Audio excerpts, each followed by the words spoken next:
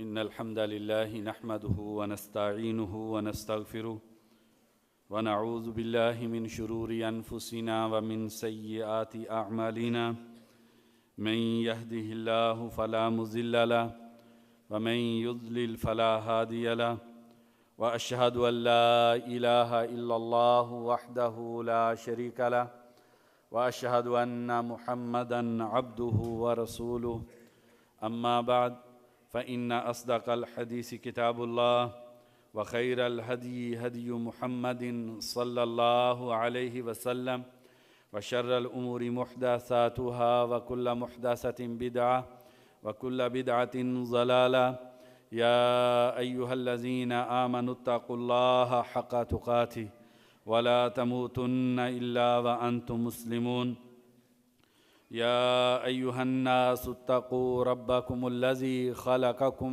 من نفس واحدة وخلق منها زوجها وبث منهما رجالا كثيرا ونساء واتقوا الله الذي تساءلون به والأرحام إن الله كان عليكم رقيبا يا أيها الذين آمنوا اتقوا الله وقولوا قولا سديدا يصلح لكم أعمالكم ويغفر لكم ذنوبكم ومن يطع الله ورسوله فقد فاز فوزا عظيما۔ اللہ احکم الحاکمین سے دعا ہے کہ اللہ احکم الحاکمین اس مجلس کو ہم سب کی زندگی میں تبدیلی کی مجلس بنا دے، اور جن مقاصد کے پیش نظر اس مجلس کو رکھا گیا ہے اللہ تبارک و تعالیٰ اس سے بڑھ کر ہمیں اس سے خیر نصیب فرمائے۔ اللہ تبارک و تعالیٰ ہمیں حقیقی معنی میں طالب علم بننے کی توفیق عطا فرما دے۔ اللہ تبارک و تعالیٰ ہمیں اپنے اسلاف جیسا بننے کی توفیق عطا فرما دے، جیسے صحابہ، تابعین، تبع تابعین، ائمہ محدثین تھے۔ اللہ احکم الحاکمین ہمیں ویسا ہی علم عطا فرما دے، ویسا اللہ تبارک و تعالی ہمیں عمل عطا فرما دے، اور ویسا ہی اللہ تبارک و تعالی ہمیں زہد و تقوی نصیب فرما دے۔ یہ آغاز کرتے ہیں انشاءاللہ۔ بسم اللہ الرحمن الرحیم، الحمد للہ رب العالمین، وصلی اللہ وسلم وبارک علی النبی الامین وعلى آلہ وصحبہ اجمعین ومن تبعهم بإحسان إلى يوم الدين۔ اللهم اغفر لشيخنا ولمشايخه ولوالديه وللحاضرين ووالديهم أجمعين بإسنادكم نفعنا الله بعلومكم إلى أمير المؤمنين في الحديث أبي عبد الله محمد بن إسماعيل البخاري رحمه الله تبارك وتعالى أنه قال في كتابه الصحيح: بسم الله الرحمن الرحيم، باب ما جاء في الرقاق وأن لا عيش إلا عيش الآخرة. حدثنا المكي بن إبراهيم قال أخبرنا عبد الله بن سعيد هو ابن أبي هند عن أبيه عن ابن عباس رضي الله عنهما قال: قال النبي صلى الله عليه وسلم: نعمتان مغبون فيهما كثير من الناس، الصحة والفراغ. قال عباس العنبري: حدثنا صفوان بن عيسى عن عبد الله بن سعيد بن أبي هند عن أبيه سمعت ابن عباس عن النبي صلى الله عليه وسلم مثله۔ اللہ تبارک و تعالیٰ سے دعا ہے اللہ تبارک و تعالیٰ ہم سب کے دلوں کو کھول دیں، اور اللہ تبارک و تعالیٰ حق بات کہنے کی، سننے کی توفیق عطا فرما دیں، اور اللہ تبارک و تعالیٰ ہمارے پیارے حبیب صلی اللہ علیہ وسلم کی جو عظیم احادیث ہیں اللہ تبارک و تعالیٰ ان کے ذریعے ہمارے دلوں کو منور فرما دیں۔ تو امام بخاری رحمہ اللہ نے اس کتاب کا عنوان جو ہے وہ کتاب الرقاق رکھا ہے۔ امام بخاری رحمہ اللہ سے پہلے ائمہ محدثین نے جو اس موضوع پر کتابیں تصنیف کی ہیں تو اس میں 3 مشہور نام ہیں جو ائمہ محدثین استعمال کرتے ہیں۔ جو زیادہ متداول نام ہے وہ زہد کا ہے، تو انشاءاللہ تھوڑی سی تمہید ہوگی اس میں، اس حوالے سے کچھ تعارف ہوگا اور کچھ بنیادی کتابوں کے بارے میں ہم بات کریں گے۔ تو عمومی محدثین جو ہیں ان کا طرز عمل یہ رہا ہے کہ انہوں نے ان احادیث کو کتاب الزہد یا ابواب الزہد کے نام سے جو ہے وہ موسوم کیا ہے اور مرتب کیا ہے۔ دوسرا جو نام ائمہ محدثین نے استعمال کیا اس کے لیے وہ رقاق کا نام ہے۔ یہ نام جو ہے سب سے پہلے امام المحدثین عبداللہ بن مبارک رحمہ اللہ نے استعمال کیا۔ عبداللہ بن مبارک رحمہ اللہ کی کتاب جو ہے وہ چھپی ہوئی ہے، الزہد والرقائق اس کا نام ہے۔ ان کے بعد دوسری شخصیت جنہوں نے یہ نام استعمال کیا ہے تو وہ فضیل بن عیاض رحمہ اللہ ہیں، لیکن ان کی کتاب جو ہے وہ دستیاب نہیں ہے۔ تو امام بخاری کے بعد بھی کئی لوگ ہیں جنہوں نے اس نام سے جو ہے وہ کتب لکھی ہیں۔ فضیل بن عیاض رحمہ اللہ کی جو کتاب الرقائق ہے، ابن خیر اشبیلی رحمہ اللہ نے اپنی فہرست میں اس کا تذکرہ کیا ہے اور یہ نام ذکر کیا ہے۔ اسی کے قریب کا ایک موضوع ہے جسے اگرچہ اس کا تھوڑا سا فرق ہے، وہ فرق پہ ہم تھوڑی سی بات کریں گے، وہ الورع کے نام سے ائمہ محدثین نے اس باب کو مرتب کیا ہے۔ اس والے سے امام احمد رحمہ اللہ کی کتاب الورع جو ہے وہ چھپی ہوئی ہے، اور محمد بن نصر مروزی رحمہ اللہ کی کتاب الورع ہے، ابن ابی دنیا کی کتاب الورع ہے۔ تو اس نام سے بھی کئی ائمہ نے جو ہے وہ کتب لکھی ہیں۔ اب تھوڑی سی کچھ اپنی طرف سے بات انسان علم میں کر لیتا ہے، اللہ تبارک و تعالی حق بات کی توفیق دے دے اور رہنمائی کر دے، تو یہ ایک آدمی کی صرف اپنی ایک سوچ بسا اوقات ہوتی ہے، آپ اس کو علم نہیں کہہ سکتے۔ تو وہ بھی کچھ اس طرح کی بھی کوئی 2-4 باتیں وہ آپ کے سامنے ہوں گی، اللہ تبارک و تعالیٰ ان میں بھی خیر و برکت فرما دے۔ تو امام بخاری رحمہ اللہ نے یہ تینوں نام، یا آپ کہہ سکتے ہیں کہ 2 نام، زہد کا اور رقاق کا یا رقائق کا نام جو تھا، یہ ائمہ محدثین میں متداول تھا۔ امام بخاری رحمہ اللہ نے جو عام متداول نام ہے جس پر زیادہ کتابیں ہیں زہد کے نام سے، اس کی بجائے جو ہے وہ امام بخاری رحمہ اللہ نے کتاب الرقاق کا جو ہے انتخاب کیا ہے۔ واللہ عالم، صحیح بخاری جو امام بخاری رحمہ اللہ نے مرتب کی ہے، ہم سب اس کو مانتے ہیں کہ یہ جامع کتاب ہے، اور ہم یہ بھی مانتے ہیں کہ یہ صحیح کتاب ہے۔ تو اسی والے سے تھوڑی سی بات کریں گے۔ تو شاید امام بخاری رحمہ اللہ یہ اشارہ دینا چاہ رہے ہیں، اور یہ مجھے لگتا ہے کہ امام بخاری رحمہ اللہ کا باقاعدہ یہ منہج ہے صحیح بخاری میں کہ امام بخاری رحمہ اللہ صرف جو صحیح احادیث مرتب کرتے ہیں، صرف انہی کا عظیم ذخیرہ انہوں نے صحیح بخاری میں مرتب نہیں کیا، بلکہ امام بخاری رحمہ اللہ نے جو ذخیرہ حدیث موجود تھا اس کا جو اغلب حصہ ہے اس کے بارے میں اپنا نقدی فیصلہ جو ہے وہ صحیح بخاری کے اندر دے دیا ہے۔ تھوڑی سی اس بات کو کھولتے ہیں تاکہ یہ بات سمجھ میں آ جائے۔ امام بخاری رحمہ اللہ نے یقینی بات ہے کہ یہ بہت بڑا کام کیا کہ ایک ایسا صحیح احادیث کا ذخیرہ مرتب کیا کہ پوری امت کا اس بات پر اتفاق ہے کہ اس سے صحیح ذخیرہ حدیث اور کوئی نہیں ہے۔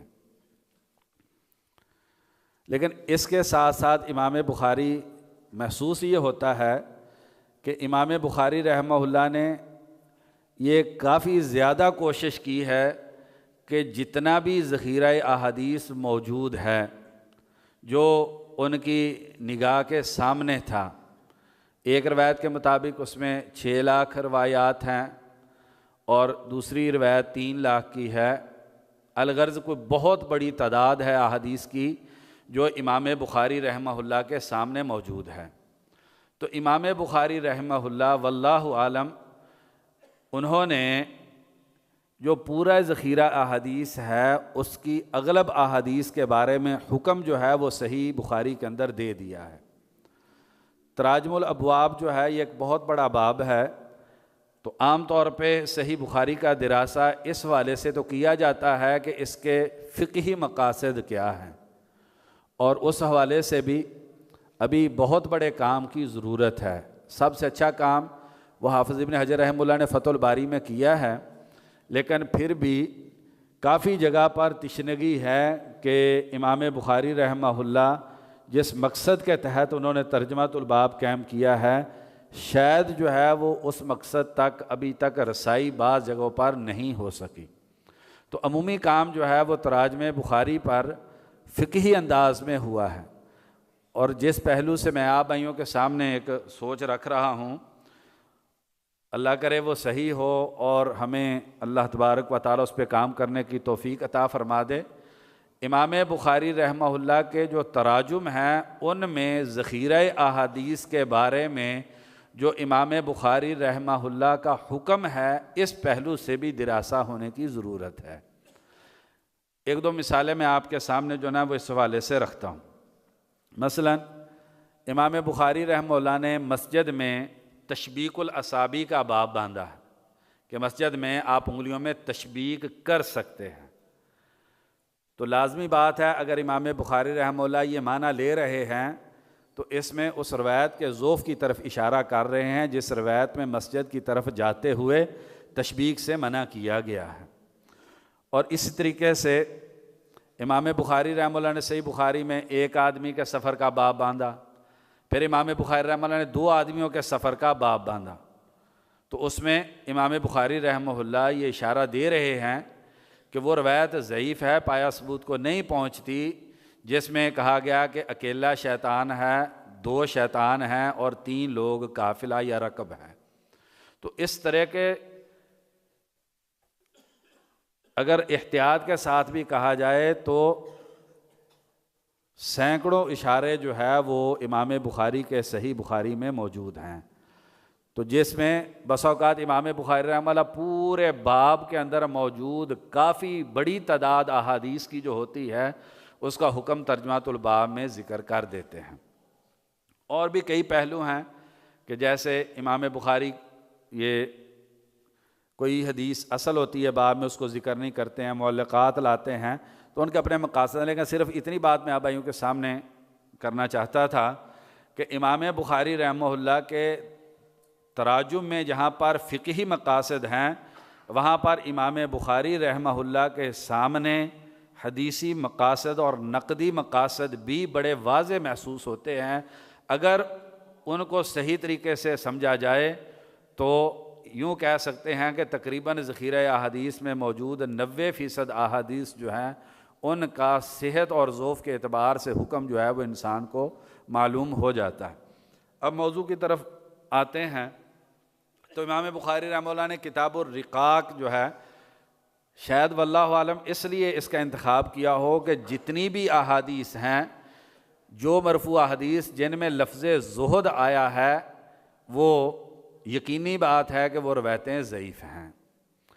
امام بخاری رحمہ اللہ نے شاید ان روایتوں کے ذوف کو واضح کرنے کے لیے اس نام کا انتخاب کر لیا ہو، اگرچہ لفظ زہد جو ہے یہ شرعی لفظ ہے، صحابہ کرام کے زمانے سے یہ لفظ استعمال ہو رہا ہے، تابعین نے اور ائمہ محدثین نے کثرت سے اس لفظ کو استعمال کیا ہے، لیکن کسی بھی حدیث میں یہ لفظ جو ہے وہ پایا ثبوت کو نہیں پہنچتا۔ جتنی بھی مرفوع احادیث ہیں اگر اس میں زہد اور اس کے مشتقات میں سے کوئی آ جائے تو آپ کو یقین کر لینا چاہیے کہ وہ روایت ضعیف ہے۔ تو شاید اس وجہ سے جو ہے وہ امام بخاری رحمہ اللہ وہ اس مسئلے سے تھوڑا سا اعراض کر گئے ہوں اور اپنے اساتذہ کے اور ان کے اساتذہ کے جو دیا ہوا نام ہے اس سے امام بخاری رحمہ اللہ نے کچھ نہ کچھ تھوڑا سا ایک طرف ہو کر جو ہے وہ بات کر لی ہو۔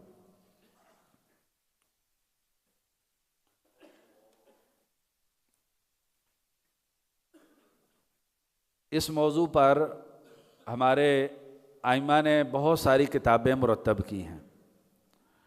ڈاکٹر عبد الرحمن فروائی انہوں نے یہ جو امام وکیع رحمہ اللہ کی یہ کتاب الزہد ہے، اس میں انہوں نے تقریباً 60 کتابیں جو اس موضوع پر ہیں ان کا ذکر کیا ہے اور ان کے بارے میں معلومات دی ہیں، لیکن جو سب سے عظیم کتاب اس موضوع پر لکھی گئی وہ امام احمد رحمہ اللہ کی کتاب الزہد ہے۔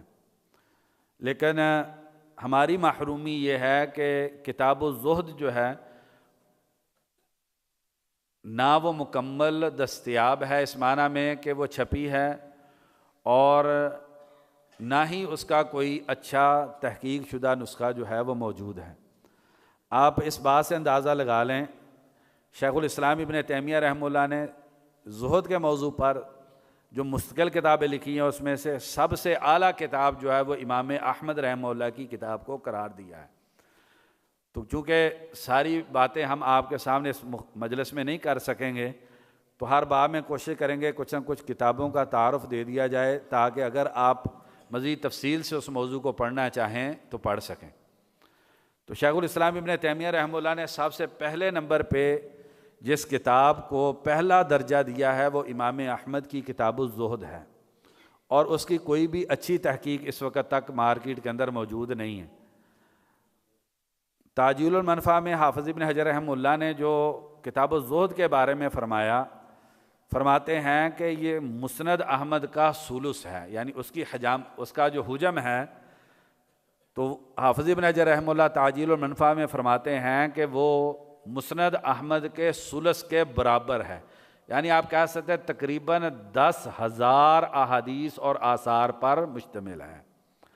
اور دوسری بات حافظ ابن حجر رحمہ اللہ نے یہ کی ہے کہ اس میں بہت ساری احادیث اور آثار ایسے ہیں جو کہ مسند احمد کے اندر نہیں پائے جاتے۔ تیسری بات اس حوالے سے کہ ابن خیر رحمہ اللہ نے اپنی فہرست میں کہا کہ وہ 20 اجزاء کے اندر جو ہے وہ امام احمد رحمہ اللہ کی کتاب الزہد تھی۔ اس وقت جو مطبوعہ نسخے ہیں ان میں بہت بڑا سخت ہے اور تحقیق بھی کوئی اس کی اچھی نہیں ہے، لیکن عامر صبری حافظہ اللہ جو ہے وہ کتاب الزہد پر کام کر رہے ہیں کافی عرصے سے۔ ہمارے عدنان بھائی ان کو کافی تعارف ہوتا ہے ان چیزوں کا، یہ شاید ہمیں بتلا دیں۔ کدھر ہے عدنان بھائی؟ عدنان بھائی کو خبر ہے کتاب الزہد امام احمد کی؟ جی شیخ عامر صبری جو ہے اس پہ کام کر رہے ہیں، اور انہیں کافی سارا ایسا حصہ مل گیا ہے جو مطبوعہ نسخوں کے اندر موجود نہیں ہے، تو وہ کتاب ضرور سامنے رہنی چاہیے۔ اس کے بعد شیخ الاسلام ابن تیمیہ رحمہ اللہ نے جس کتاب کو سب سے زیادہ اہمیت دی ہے اور کہا ہے کہ یہ بہت اچھی کتاب ہے، وہ کتاب الزہد والرقائق امام عبداللہ بن مبارک رحمہ اللہ کی کتاب ہے۔ اگرچہ عبداللہ بن مبارک رحمہ اللہ سے پہلے زائدہ بن قدامہ رحمہ اللہ کی کتاب الزہد کا تذکرہ ملتا ہے، لیکن وہ اس کے بارے میں معلومات دستیاب نہیں ہیں، ابھی تک مفقود مانی جاتی ہے۔ تو سب سے آپ کہہ سکتے ہیں جو چھپی ہوئی چیزیں اس میں سب سے پہلی کتاب اور دوسرے نمبر کی سب سے اہم کتاب جو ہے وہ عبداللہ بن مبارک رحمہ اللہ کی کتاب الزہد ہے۔ تو یہ بات آپ نے ذہن میں رکھنی ہے، پھر ہمیں تھوڑی سی اس کے بعد جو ہے یہ کتاب فائدے میں۔ جو عبداللہ بن مبارک رحمہ اللہ کی کتاب الزہد ہے تو اس پر کچھ اضافے ہیں جو نعیم بن حماد رحمہ اللہ، بلکہ ان سے پہلے کتاب الزہد پر اضافے جو ہیں امام عبداللہ بن مبارک رحمہ اللہ کے شاگرد جو ہیں ابو عبداللہ الحسین بن حسن، 246 ہجری میں ان کی وفات ہے، ان کے کافی زیادہ اضافے ہیں۔ اور اسی طریقے سے ان کے شاگرد یعنی کہ حسین بن حسن مروزی رحمہ اللہ کے شاگرد ہیں یحییٰ بن سعید، ان کے بھی کچھ اضافے ہیں۔ یہ سارے جو ہیں نا وہ اضافے جو شیخ عادل مرشد ان کی تحقیق سے جو نسخہ چھپا ہے وہ سب سے اچھا نسخہ ہے کتاب الزہد کا، عبداللہ بن مبارک رحمہ اللہ کی، تو اس میں وہ اضافے بھی موجود ہیں۔ اس کے بعد زہد المعافی بن عمران، یہ چھپی ہوئی ہے اور یہ بنیادی اور اچھی کتابوں میں سے ہے۔ اس کی تحقیق شیخ عامر حسن صبری جو ہے انہوں نے کی ہے۔ اسی طریقے سے کتاب الزہد وکیع بن جراح رحمہ اللہ کی ہے، ڈاکٹر عبد الرحمن فریوائی جو ہیں انہوں نے اس پہ کام کیا۔ زہد پہ جو بنیادی طور پہ جن شخصیات نے کام کیا ہے تو ایک ڈاکٹر عبد الرحمن فریوائی ہیں جو انڈیا کے ہیں، اور اسی طریقے سے دوسرے عامر حسن صبری جو ہیں، ان دونوں نے اس پر اچھا تفصیلی کام کیا ہے۔ اسی طریقے سے کتاب الزہد اسد بن موسیٰ جنہیں اسد السنہ کہا جاتا ہے، یہ اگرچہ مختصر ہے، ابو اسحاق حوینی رحمہ اللہ کی تحقیق سے یہ چھپی ہوئی ہے، یہ بھی کافی اچھی کتاب ہے۔ اور زہد حناد بن سری جو ہے اس کو بھی ضرور مطالعہ کے اندر رکھنا چاہیے، اس پہ ڈاکٹر عبد الرحمن فریوائی جو ہے انہوں نے کام کیا ہے۔ اور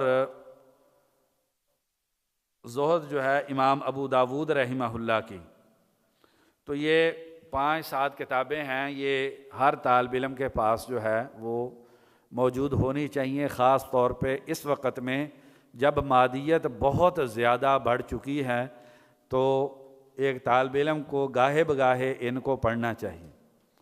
دوسری کتب جو ان کا مطالعہ انسان کو اس موضوع کے حوالے سے کرنا چاہیے وہ تراجم العلماء کی جو کتابیں ہیں ان کا مطالعہ ضرور کرنا چاہیے، اور اس میں سب سے عظیم کتاب سیر اعلام نبلاء جو ہے امام ذہبی رحمہ اللہ کی، اس کا مطالعہ ضرور کرنا چاہیے تاکہ انسان کے اندر یہ زہد ورع جو ہے وہ پیدا ہو سکے۔ اب امام بخاری رحمہ اللہ انہوں نے اس کتاب کا ذکر کیوں کیا؟ تو واللہ عالم پہلی وجہ تو جامعیت ہے۔ امام بخاری رحمہ اللہ کا مقصد ایک جامع کتاب مرتب کرنا تھا، تو زہد اور رقاق کے بغیر جو ہے وہ جامعیت نہیں ہو سکتی، تو اس جامعیت کے پیش نظر جو ہے وہ امام بخاری رحمہ اللہ نے اس کتاب کو مرتب کیا۔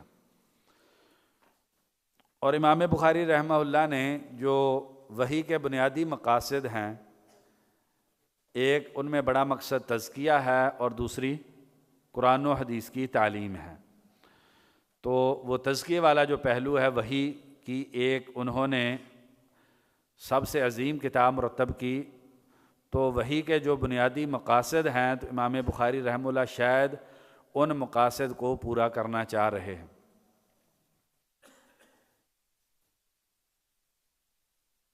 شاید امام بخاری رحمہ اللہ کا بھی یہ مقصد ہو، یا کم از کم ہمارا یہ مقصد ہونا چاہیے کہ دنیا کے حوالے سے 3 طرح کے نظریات بنیادی طور پر اس وقت یا ہر دور میں، یا آپ کہہ سکتے ہیں قرون ثلاثہ کے بعد، یہ زیادہ احتیاط والی بات ہے، شیخ الاسلام ابن تیمیہ رحمہ اللہ نے جو تعبیر کی ہے، قرون ثلاثہ کے بعد 3 طرح کے نقطہ نظر دنیا کے حوالے سے رہے ہیں۔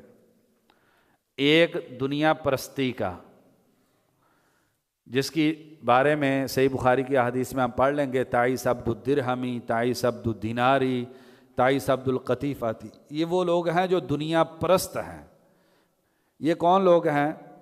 یہ وہ لوگ ہیں جو دنیا کے لیے جیتے ہیں، یا ان کی زندگی کا بڑا مقصد دنیا ہے۔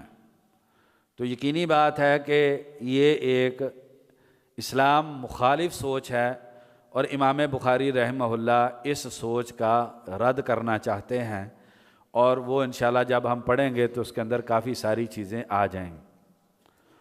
اور ایک اس کے مخالف ایک دوسری انتہا ہے، اور وہ دنیا دشمنی کی سوچ ہے۔ اس سوچ کو تصوف کے نام سے جانا جاتا ہے۔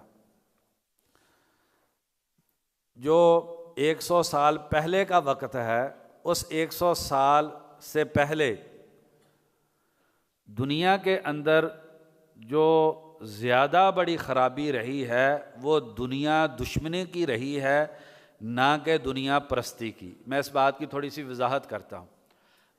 آج سے 100 سال پہلے سے لے کر تیسری صدی کے بعد تو جن لوگوں کا دنیا کے ساتھ تعلق رہا یا اس حوالے سے گمراہ ہوئے، تو وہ دو انتہائیں ہیں، ایک دنیا پرستی کی اور ایک دنیا دشمنی کی۔ تو جو لوگ دنیا پرست تھے ان کے اندر خرابیاں کیا ہیں؟ ان میں بے دینی ہے۔ کیا مطلب ہے؟ دین میں کمزور ہیں، ان میں دنیا داری ہے، عبادات میں کمزوری ہے، ان میں معاصی اور ذنوب پائے جاتے ہیں۔ لیکن ان کا اگرچہ بہت بڑا نقصان وہ امت کو رہا، اور کئی صدیوں تک مسلمان جو ہے وہ اس نقصان سے گزرتے رہے کہ دنیا پرستی ایک بہت بڑا چیلنج رہا مسلمانوں کے سامنے، اور امت مسلمہ کی ایک بہت بڑی تعداد جسے شمار نہیں کیا جا سکتا، اس کی خرابی اور گمراہی جو ہے وہ اس طریقے سے رہی۔ لیکن ان کے مقابلے میں جو دنیا دشمن لوگ ہیں ان کا نقصان 100 سال پہلے تک امت پہ زیادہ بڑا رہا، اور یہ وہ گروہ ہے جنہیں ہم صوفیہ کے نام سے جانتے ہیں۔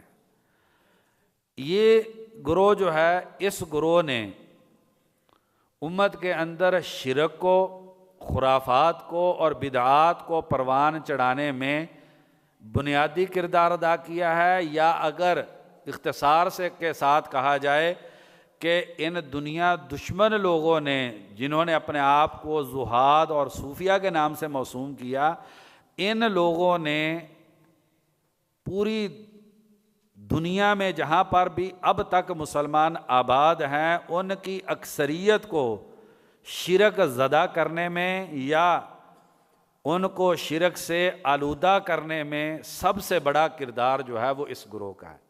تو اگر خلاصتاً بات کی جائے کہ جو دنیا دشمن لوگ تھے ان کا نقصان گزشتہ صدیوں میں زیادہ ہوا ہے مسلمانوں کو بنسبت دنیا پرستوں کے۔ پوری دنیا میں مجھے مصر میں جانے کا موقع ملا، اس قدر شرک ہے کہ آپ سوچ نہیں سکتے۔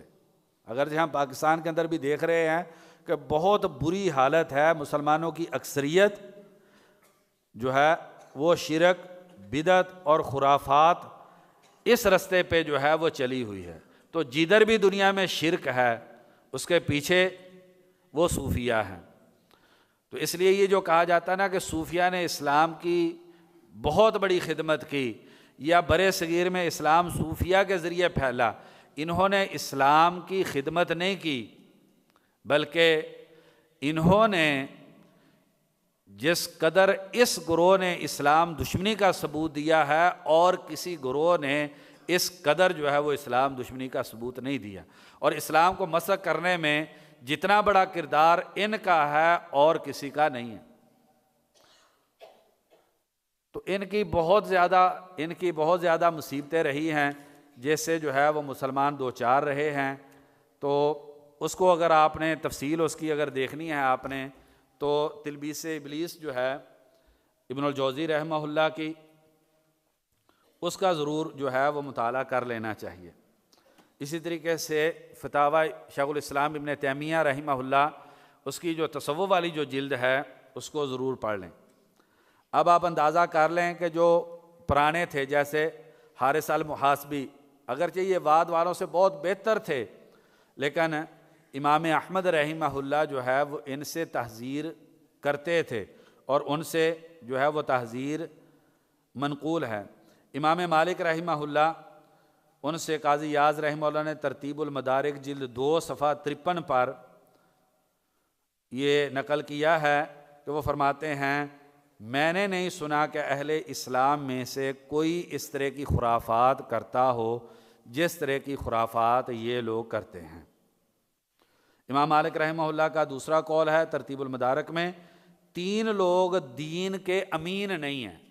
آپ ان سے دین لے نہیں سکتے کیونکہ ان کا دین صحیح نہیں ہے۔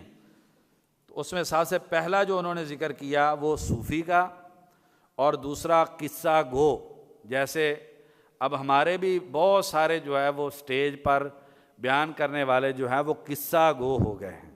یہ بہت بڑا جرم ہے کہ نبی صلی اللہ علیہ وسلم کا جو ممبر و محراب ہے یہ قصہ گوؤں کو دے دیا جائے، جو چٹخلے سناتے ہوں، ہنسی مذاق کرتے ہوں، اور اللہ تبارک و تعالیٰ کے دین کے نام پر جو ہے وہ ایک بدترین مثال بنے۔ اور تیسرا گروہ انہوں نے فرمایا کہ مبتدیہ کا ہے، اور یہ تینوں کو اگر دیکھا جائے، صوفی، قصہ گو اور بدعتی، یہ تینوں کے تینوں گروہ جو ہے صوفیہ میں پائے جاتے ہیں۔ صوفی بھی ہیں اور بدترین بدعتی بھی ہیں، اور قصہ گوئی جو ہے وہ ان پر اخیر ہے۔ آپ ابو بکر طرطوشی رحمہ اللہ کا ایک قول ہے، امام ذہبی رحمہ اللہ نے سیر اعلام نبلاء میں ذکر کیا ہے۔ وہ فرماتے ہیں کہ میرے علم میں نہیں کہ زمین پر کوئی کتاب ایسی ہو جس نے نبی اکرم صلی اللہ علیہ وسلم پر سب سے زیادہ جھوٹ بولا ہو امام غزالی کی کتاب احیاء علوم الدین سے بڑھ کر۔ کہتے ہیں میرے علم میں نہیں ہے زمین پر کوئی کتاب ایسی ہو کہ جس کتاب میں نبی اکرم صلی اللہ علیہ وسلم پر اس کتاب سے زیادہ جھوٹ بولا گیا ہو۔ باقی عقائد کی خرابیاں اس میں اور دیگر مصائب جو ہے وہ اس کا تو شمار ہی نہیں، بلکہ امام ذہبی رحمہ اللہ نے ان کا یہ فتویٰ نقل کیا ہے۔ وہ فرماتے ہیں کہ احیاء علوم الدین کو جلا دینا چاہیے، جیسا کہ صحابہ کرام نے مصاحف کو جلایا تھا، تو اس طریقے سے احیاء علوم الدین جو ہے اس کو جلا دینا چاہیے۔ تو یعنی آپ اس کتاب کو پڑھیں گے تو اس کے اندر شرک بھی ہے، بدعت بھی ہے، اور قصہ گوئی بھی ہے۔ تو یہ امام مالک رحمہ اللہ کا تبصرہ ہے۔ امام شافعی رحمہ اللہ فرماتے ہیں کہ اگر کوئی آدمی دن کے آغاز میں صوفی بن جائے گا تو اس پر ظہر نہیں آئے گی کہ مگر آپ اس کو احمق پائیں گے۔ یہ امام بہقی رحمہ اللہ نے مناقب شافعی جلد 2 صفحہ 207 کے اندر جو ہے وہ امام شافعی رحمہ اللہ کا قول نقل کیا ہے۔ اور ابن الجوزی رحمہ اللہ نے امام شافعی رحمہ اللہ کا قول تلبیس ابلیس میں صفحہ 327 میں نقل کیا ہے، کوئی آدمی 40 دن صوفیہ کے ساتھ رہتا ہے اور اس کی عقل کبھی بھی اس کو واپس آ جائے تو یہ کہتے ہیں کہ بہت مشکل ہے۔ 40 دن آدمی جو ہے وہ صوفیہ کے ساتھ رہے اور اس کی عقل اس کو واپس آ جائے تو امام شافعی رحمہ اللہ کہتے ہیں ایسے نہیں۔ تو جو اوائل صوفیہ تھے ان کے بارے میں شیخ الاسلام ابن تیمیہ رحمہ اللہ نے جلد 3 صفحہ 377 اس میں تبصرہ کیا ہے۔ ابو زرع رازی رحمہ اللہ سے پوچھا گیا حارث محاسبی کی کتب کے بارے میں تو فرمانے لگے ایاک و ہذہ الکتب، ان کتابوں کو نہیں پڑھنا۔ ہمارے اندر بھی چلو قول مکمل کر لیتے ہیں تو کہتے ہیں ہذہ کتب بدع و ضلالات، یہ بدعت اور گمراہیوں کی کتابیں ہیں۔ تو ان کو کسی نے کہا، یہ ہمارے بھی بعض حلقوں کے اندر یہ بات پائی جاتی ہے کہ وہ رسالہ قشیریہ ہے، احیاء علوم الدین ہے، ان کے اندر دل کو نرم کرنے والی عبرت والی کوئی چیزیں پائی جاتی ہیں۔ تو ابو زرع رحمہ اللہ فرمانے لگے جس کے لیے اللہ کی کتاب میں عبرت نہیں ہے، اللہ کی کتاب ان کے دلوں کو نہیں تبدیل کرتی، تو یہ کتابیں جو ہیں یہ بھی اس کے لیے عبرت کا سامان مہیا نہیں کر سکتی۔ تو پھر کہنے لگے کہ تم نے دیکھا ہے سفیان ثوری، امام مالک، امام اوزاعی رحمہ اللہ وغیرہ نے اس طرح کی جو ہے وہ کتابیں لکھی ہوں، ما اسرع الناس الی البدع، لوگ بدعتوں کی طرف کیسے دوڑ کے چلے جاتے ہیں۔ تو یہ ابو زرع رحمہ اللہ نے بات کی ہے حارث محاسبی کے بارے میں، جو اوائل صوفیہ میں سے ہیں، جو صوفیہ میں بہتر ہیں۔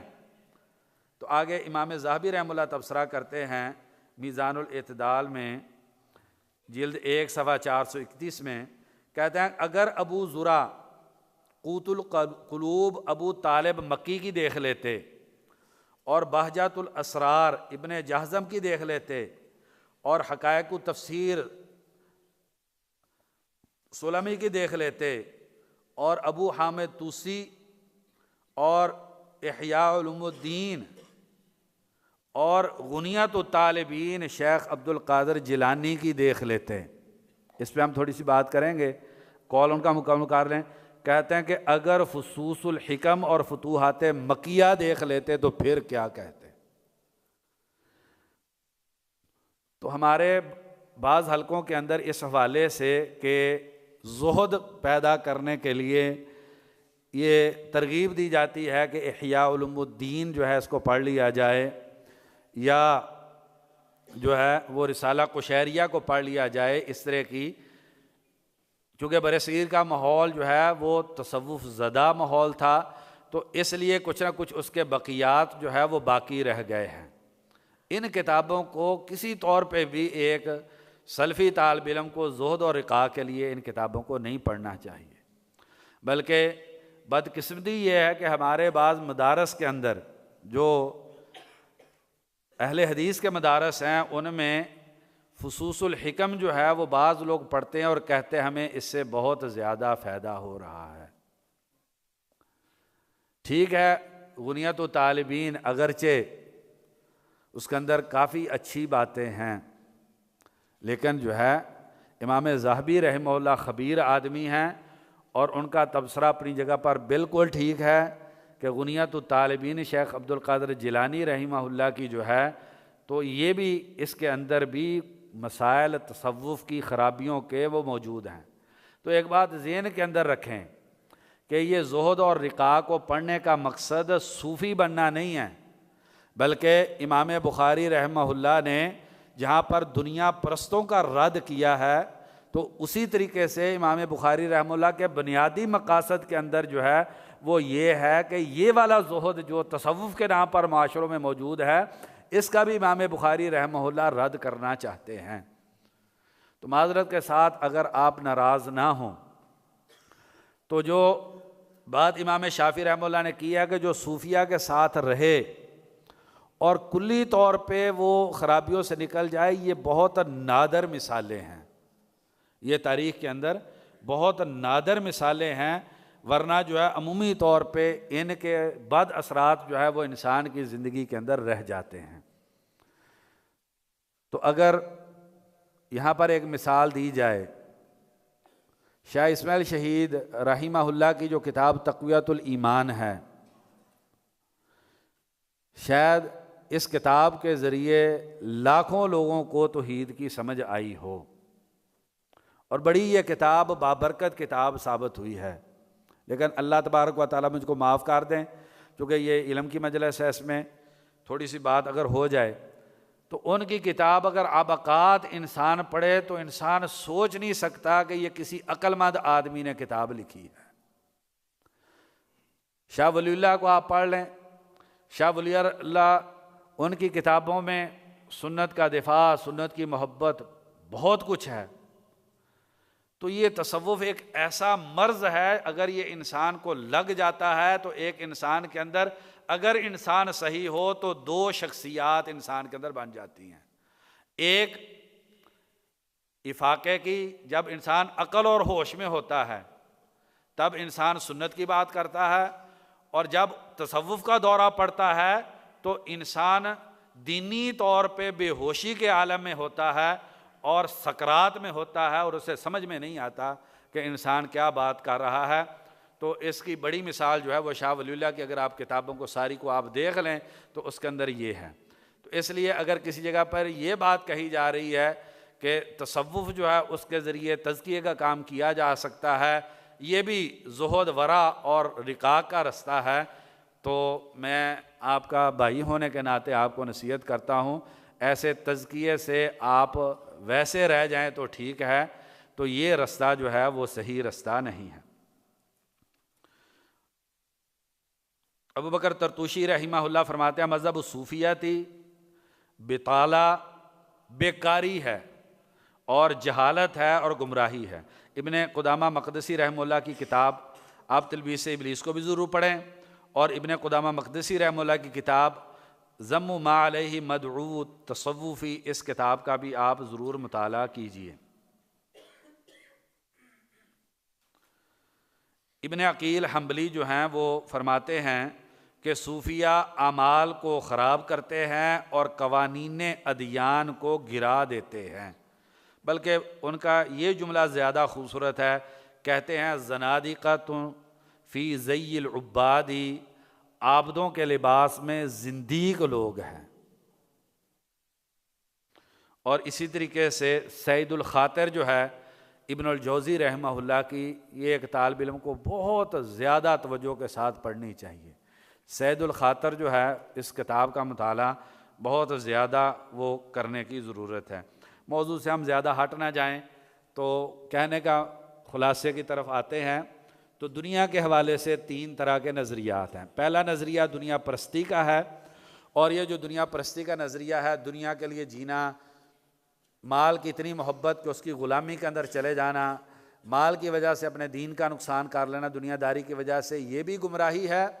اور اس کے مقابلے میں دنیا دشمنی جو ہے یہ بھی گمراہی ہے۔ گزشتہ صدیوں کے اندر جو ہے اس گمراہی نے زیادہ نقصان دیا ہے جو دنیا دشمنی والی گمراہی تھی۔ اب آپ سوچ رہے ہوں گے کہ 100 سال کا میں نے استثناء کر لیا، اس وقت دنیا پرستی کی جو گمراہی ہے شاید وہ تصوف کی گمراہی کے برابر ہے یا اس سے بھی بدتر ہو چلی ہے، خاص طور پر یہ 40-50 سالوں میں۔ تو اس کے حوالے سے تھوڑی سی میں بات آپ کے سامنے رکھتا ہوں۔ محمد بھائی کہہ رہے ہوں گے ہم نے تو زود و رقاق کی رکھی تھی، آپ نے کیسی مجر سنا دی انشاءاللہ؟ تو انشاءاللہ پھر تھوڑی سی ہو جائے گی، جس مقصد کے لیے آپ نے رکھی ہے اس پہ بھی آ جائیں گے انشاءاللہ۔ اس وقت دنیا پرستی جو ہے شاید یہ تصوف کے برابر کی گمراہی بن گئی ہے یا اس سے بھی بڑھ گئی ہے۔ اس کی وضاحت کچھ یوں ہے کہ پہلے دنیا پرستی اس کے ذریعے فسق و فجور ہوتا تھا۔ کیا ہوتا تھا؟ لوگ زنا کرتے تھے، بدکاری کرتے تھے، بے نمازی ہو جاتے تھے، روزے نہیں رکھتے تھے، لوگ شراب نوشی کرتے تھے، لوگ اس کے ذریعے کیا کرتے تھے؟ وہ قرآن مجید کی تلاوت نہیں کرتے تھے وغیرہ۔ اس طریقے کی گمراہیاں جو تھی وہ دنیا پرستی میں موجود تھیں۔ اب جو ہے دنیا پرستی وہ ایک دین کے طور پر آ رہی ہے۔ یہ الحاد کی معاصر جتنی بھی شکلیں ہیں اس کے پیچھے وہ دنیا پرستی کا بہت بڑا عنصر ہے، اور دنیا پرستی کو اب باقاعدہ اس کے لیے علوم ایجاد کر لیے گئے ہیں۔ اس کے لیے پورے کا جو ہے وہ ایک ایجوکیشنل سسٹم جو ہے وہ کھڑا کر دیا گیا ہے، جس میں جو سوشل سائنسز جو ہیں اس میں آپ کی سب سے بری چیز وہ ایڈم سمتھ کا دیا ہوا اکنامکس کا جو نظریہ ہے، اقتصادیات، جو موجودہ اقتصادیات کا جو نظریہ ہے، اور اسی طریقے سے سوکس جو ہے، عمرانیات جو ہیں، جتنی بھی سوشل سائنسز جو ہیں تو وہ کیا کرتی ہیں انسان کو دنیا پرست بناتی ہیں۔ وہ کیا کرتی ہیں انسان کو دنیا پرست بناتی ہیں، اور اب ان کے ذریعے بہت ساری چیزیں، چونکہ فلسفہ بدترین امت کی گمراہیاں تصوف کی اور فلسفے کی، اگرچہ جو تصوف ہے اس کے اندر فلسفے کی گمراہیاں بھی موجود ہیں، اور ساری امتوں کی مشترکہ گمراہیاں جو ہے وہ تصوف کے اندر موجود ہیں۔ جو ہندو مت کی گمراہیاں تھیں، جین مت کی تھی، بدھ مت کی تھیں، عیسائیت کی تھیں، افلاطونی فلسفے کی تھیں، یونانی فلسفے کی تھی، وہ سب کا مرکب جو ہے گمراہیوں کا، اگرچہ وہ تصوف جو ہے وہ چلتا چلتا بن گیا تھا، اور بدترین گمراہی جو تھی وہ تصوف کی بن گئی تھی۔ اور دوسری بڑی گمراہی جو ہے وہ فلاسفہ کی گمراہی ہے، اور اللہ تبارک و تعالیٰ کی توحید کو نقصان پہنچانے میں اس کا بھی بڑا کردار ہے فلاسفہ کا۔ تو اب جو موجودہ دنیا پرستی ہے اس کے پیچھے جو ہے وہ فلسفے بہت سارے کارگر ہو گئے ہیں۔ تو اس لیے جو الحاد کی اتنی بڑی لہر ہم دیکھ رہے ہیں تو اس کے پیچھے جو سوشل سائنسز جو ہیں اور دنیا پرستی جو ہے یہ ایک بہت بڑی چیز ہے۔ تو میرا خیال ہے اتنی خوشک باتیں کافی ہیں، پھر موضوع کی طرف آ جائیں۔ تو اس کے درمیان میں ایک نظریہ ہے، وہ دنیا کے بارے میں جو معتدل نظریہ ہے، یہ وہ نظریہ ہے جو کہ ائمہ محدثین نے، یا آپ کہہ سکتے ہیں کہ دین اسلام نے جو ہے وہ دیا ہے۔ تو یہ ایک تحریر ہے میرے سامنے، یہ فضل الزہد فی الدنیا، خالد بن سعود بلیہد جو ہے حافظہ اللہ، ان کی تحریر ہے۔ اسی طریقے سے ڈاکٹر عبد الرحمن فروائی جو ہیں، انہوں نے بھی بہت خوبصورت مقدمہ لکھا ہے، ضرور آپ اس کو پڑھ لیں۔ تو اس میں سے میں کچھ چیزیں جو ہے وہ آپ کے سامنے رکھنا چاہتا ہوں۔ تو پہلی سطر فرماتے ہیں کہ دنیا میں زہد اختیار کرنا یہ ان فضائل الاعمال میں سے ہے جن کی طاقت صرف خاص اولیاء کو نصیب ہوتی ہے، جن کے دل اللہ تبارک و تعالیٰ کے ذکر سے اور آخرت کی نعمتوں میں کمال رغبت سے بھرے ہوئے ہوتے ہیں۔ اللہ کا ولی کون ہے؟ وہ ہے جس کا دل اللہ تبارک و تعالیٰ کے ذکر سے بڑا ہوا ہے اور جس کے دل میں آخرت کی نعمتوں کی کامل رغبت پائی جاتی ہے۔ یہ وہ لوگ ہیں جو اعلیٰ ترین فضائل اعمال زہد فی الدنیا جو ہے اس کو کر پاتے ہیں۔ اور اس کے بعد انہوں نے یہ عہد دیا وَاصْبِرْ نَفْسَكَ مَعَ الَّذِينَ يَدْعُونَ رَبَّهُمْ بِالْغَدَاةِ وَالْعَشِيِّ يُرِيدُونَ وَجْهَهُ وَلَا تَعْدُ عَيْنَاكَ عَنْهُمْ۔ ان سے آگے نہیں دیکھنا آپ نے۔ یہ جو دین کے طالب علم ہیں، جو دن رات اللہ تبارک و تعالیٰ کی عبادت میں مصروف ہیں، نبی صلی اللہ علیہ وسلم کو کیا حکم دیا جا رہا ہے؟ وَلَا تَعْدُ عَيْنَاكَ عَنْهُمْ، آپ کی آنکھیں ان سے پار ہو کر دوسرے لوگوں تک نہ پہنچ جائیں۔ ترید زینت الحیات الدنیا، کہ آپ دنیا کی زینت کو پسند کرنے لگیں اور آپ کو دنیا کی زینت اچھی لگنے لگے۔ تو ایک آدمی، انہوں نے محمد بن واسع رحمہ اللہ سے کہا مجھے وصیت کر دیجئے۔ فرمانے لگے میں تم کو وصیت کرتا ہوں کہ تم دنیا اور آخرت کے بادشاہ بن جاؤ۔ تو وہ کہنے لگا یہ کیسے ممکن ہے کہ میں دنیا اور آخرت کا بادشاہ بن جاؤں؟ تو فرمایا ازہد فی الدنیا، دنیا کے بارے میں زہد آپ اختیار کر لیجئے تو آپ کیا ہو جائیں گے؟ آپ دنیا کے بھی اور آخرت کے بھی بادشاہ بن جائیں گے۔ ابن رجب رحمہ اللہ فرماتے ہیں زہد کا معنی کیا ہوتا ہے؟ کسی چیز کو قلیل اور حقیر جانتے ہوئے اس سے اعراض کر لینا۔ شیء زہید کس کو کہتے ہیں؟ ایسی نکمی اور تھوڑی چیز، ہو بھی تھوڑی اور ہو بھی نکمی، کہ انسان کی اس کے اندر بالکل رغبت نہ ہو تو اسے کیا کہا جاتا ہے؟ شیء زہید۔ تو فرماتے ہیں زہد کا معنی یہ ہے کہ دنیا سے اعراض کیا جائے، اس کو قلیل اور حقیر سمجھتے ہوئے۔ زہد کی حقیقت خلاصہ کیا ہے؟ کہتے ہیں دل کے اندر امید کا تھوڑا ہو جانا، امیدوں کا دل کے اندر چھوٹا ہو جانا، قصر العمل۔ تو اس پہ جو ہے وہ ابن ابی دنیا رحمہ اللہ کی کتاب اسی نام سے ہے، تو اس کو جو ہے وہ آپ ضرور اس کا مطالعہ کر لیں۔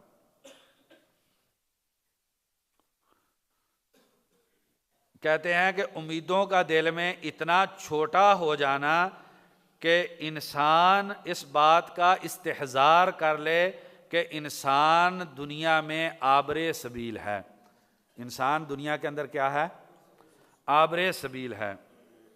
امام احمد رحمہ اللہ فرماتے ہیں امید کا تھوڑا ہو جانا اور لوگوں کے ہاتھوں میں جو ہے اس کے بارے میں انسان کا مایوس، نا امید، ان سے اعراض کر جانا، یہ حقیقی معنی میں زہد ہے۔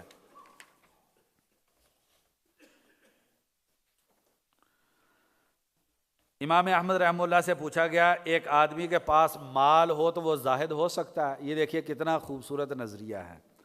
فرماتے ہیں ہاں ایک آدمی مال کے ہوتے ہوئے زاہد ہو سکتا ہے۔ کب؟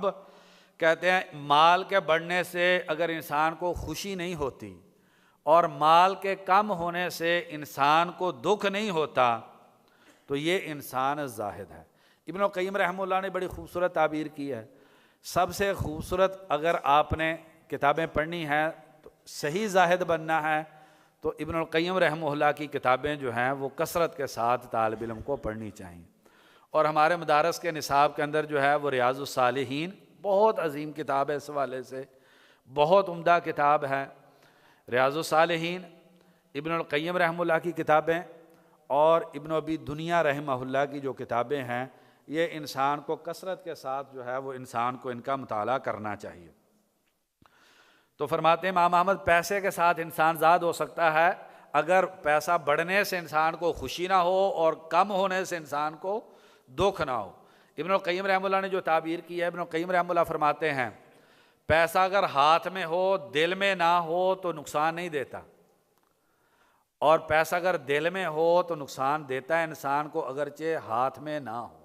بہت سارے لوگ ایسے ہوتے ہیں ان کو ایک ہاتھ میں پیسہ نہیں ہوتا لیکن پیسے کی ہرس اور ہوس انہیں بہت ہوتی ہے، دل کے اندر پیسے کی محبت ہوتی ہے. یہ لوگ زاہد لوگ نہیں ہیں. بلکہ عمر بن دینار رحمہ اللہ سے پوچھا گیا، کسی نے کہا آپ زاہد ہیں، انہوں نے کہا میں زاہد نہیں ہوں. زاہد کون ہے؟ عمر بن عبدالعزیز ہیں جو دنیا کا اپنے وقت کا سب سے بڑا بادشاہ تھا، لیکن اس کی نگاہ کے اندر جتنی لینڈی کی حیثیت ہوتی ہے اتنی بھی مال اور دنیا کی حیثیت نہیں تھی.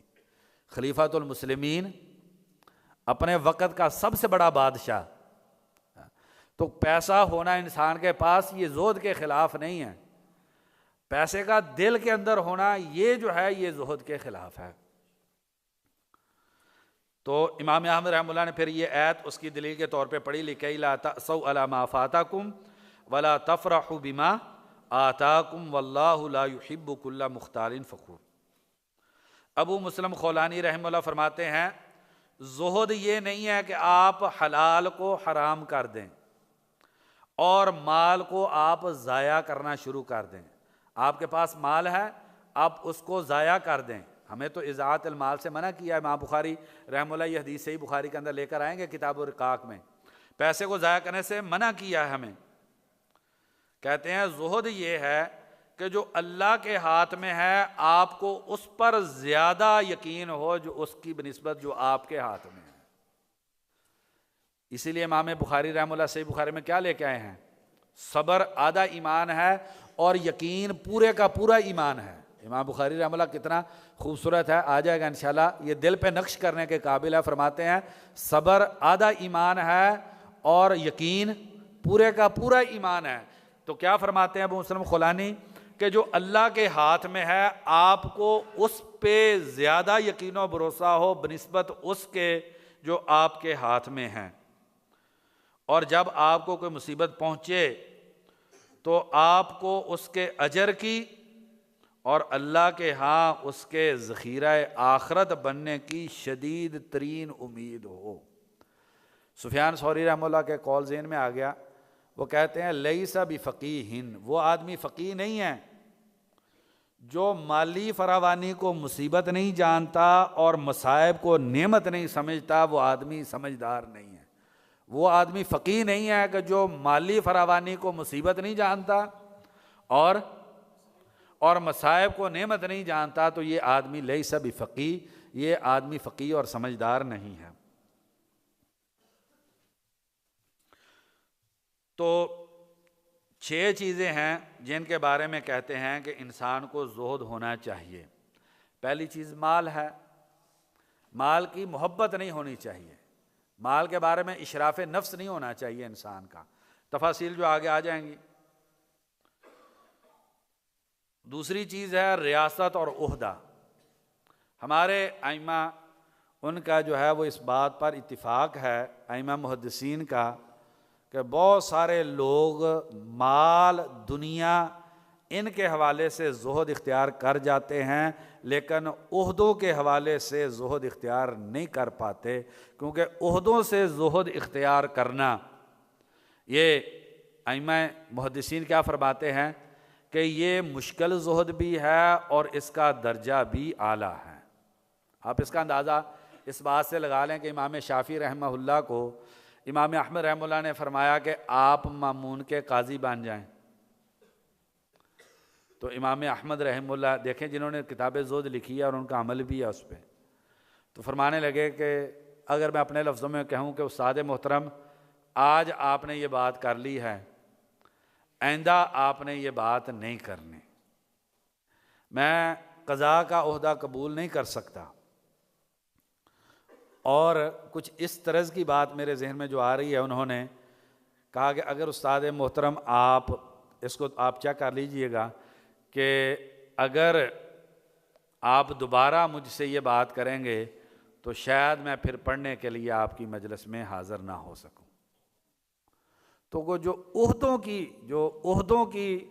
عہدوں کا زہد ہے، یہ بہت بڑا مطلوب ہے اور یہ مشکل زہد ہے۔ اور اس وقت جو جن مصائب اور مسائل سے ہم دوچار ہیں، تو اس کے اندر جو ہے عہدوں کی ہوس اور اپنے آپ کو عہدے کے لیے پیش کرنا، آپ سب جانتے ہیں نبی صلی اللہ علیہ وسلم نے اس پہ کتنی وعید دی ہے۔ تو بہرحال مزید اس پہ بات نہیں کرتے، یا آگے کبھی آیا موقع تو کسی جگہ پہ یہ بات کر لیں گے۔ یہ جو سیاسی، اللہ تبارک و تعالیٰ میری اس جملے پہ گرفت نہ کرے اور اللہ اس جملے کو واقعتاً یہ جملہ حق ہو اور اس کا ہمیں فائدہ ہو جائے، سیاسی اور دینی جماعتوں کی دینی خدمات اپنی جگہ پر ہیں، اللہ تبارک و تعالیٰ قبول فرما لے اور توفیق خاص سے نواز دے، لیکن ان کی خرابیاں بھی بہت زیادہ ہیں۔